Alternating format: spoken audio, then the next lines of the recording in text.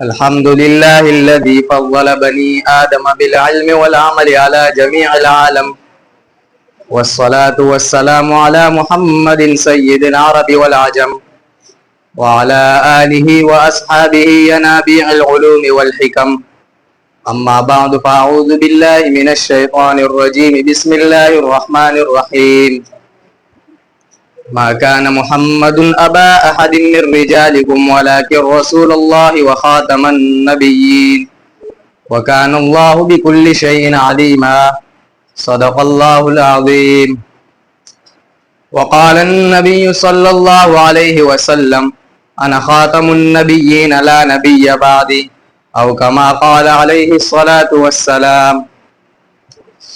جو ختم نبوت کا طرفدار نہیں ہے، جو ختم نبوت کا طرفدار نہیں ہے، لا ریب ہے وہ جنت کا سزاوار نہیں ہے. خاموش رہے سن کر جو اسلام کی توہین، خاموش رہے سن کر جو اسلام کی توہین، بے شرم ہے بزدل ہے وہ خوددار نہیں ہے. سامعین محترم، آج میں جس موضوع کو لے کر حاضر خدمت ہوا ہوں وہ ختم نبوت صلی اللہ علیہ وسلم کے عنوان سے معنون ہے. سامعین محترم، مسلمانوں کا مسلم عقیدہ ہے کہ آپ صلی اللہ علیہ وسلم اللہ تعالیٰ کے آخری نبی ہے. آپ کے بعد کوئی نبی نہیں آئے گا، نہ تشریعی نہ غیر تشریعی نہ ذلی نہ بروزی. جو آپ کے بعد دعوی نبوت کا مرتکب ہو وہ دائرہ اسلام سے خارج ہے. سامعین اکرام، اس عقیدے کی دفاع اور تحفظ کے لیے اللہ تعالیٰ وقتاً فوقتاً رجال کار پیدا فرماتے رہے جو اس عقیدے کی حفاظت کے لیے ہم وقت کمر بستہ ہو کر ہر دور میں جھوٹے مدعیان نبوت کا سرتوڑ مقابلہ کرتے رہے. اس عقیدے کی دفاع اور تحفظ سب سے پہلے خود قرآن حکیم نے ان الفاظ میں کیا. چنانچہ فرمایا: ما کان محمد ابا احد من رجالکم ولکن رسول اللہ وخاتم النبیین. اس آیت کی تفسیر میں لسان رسالت یوں بول اٹھتی ہے: انا آخر الانبیاء وانتم آخر الامم. کبھی یوں ارشاد ہوتا ہے: انا خاتم النبیین لا نبی بعدی. اور کبھی یوں پیشن گوئی فرمائی: لا تقوم الساعة حتى يخرج دجالون كذابون كلهم يزعم انه نبی وانا خاتم النبیین لا نبی بعدی. جب مسیلمہ کذاب کا فتنہ امن آیا تو اس کی سرکوبی کے لیے خلیفہ بلا فصل صدیق اکبر میدان عمل میں آئے اور تحفظ ختم نبوت کا اعلان کرتے ہوئے برملا بول اٹھے: قد انقطع الوحی وتم الدین اینقص الدین وانا حی. صحابہ اکرام کے دور مبارک کے بعد ائمہ اس کی دفاع کے لیے اٹھ کھڑے ہوئے.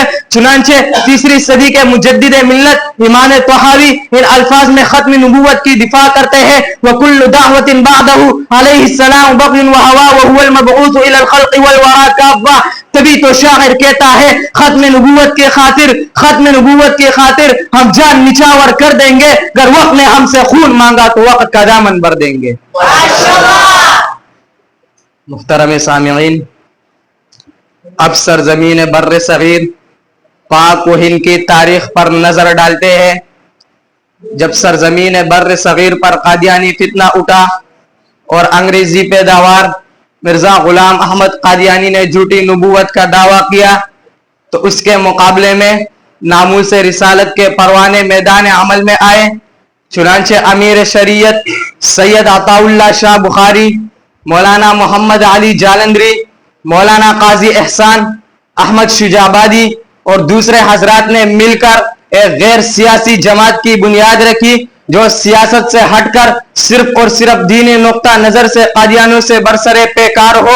عزیزان ملت، صرف نام نہیں رکھا گیا بلکہ اس کو عملی جامہ بھی پہنایا گیا.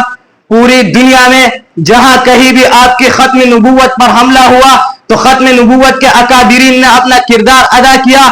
اور اگر پاکستان کے پارلیمنٹ میں قادیانی آیا ہے تو مقابلے کے لیے مفتی محمود آیا ہے. اور اگر قادیانیوں نے میدان مناظرہ سجایا ہے تو مقابلے کے لیے فاتح قادیان مولانا لال حسین اختر، مولانا امین صفدر اکاڑوی، مولانا اللہ وسایا اور مولانا الیاس گمن آیا ہے.